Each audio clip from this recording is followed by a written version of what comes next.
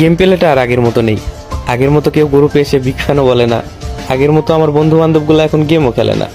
সবাই ব্যস্ত তার নিজের লাইফ নিয়ে।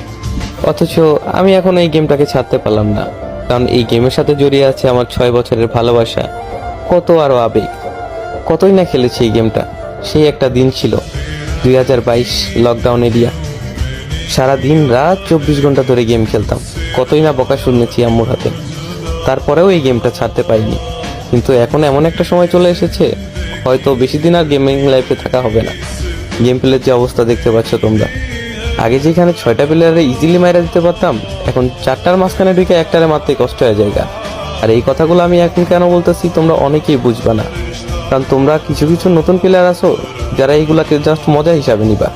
কিন্তু ওল্ড প্লেয়ার যারা আছে, যারা তাদের গেম প্লে হারাইছে, তারা অবশ্যই আমার এই বেদনাটা বুঝবে।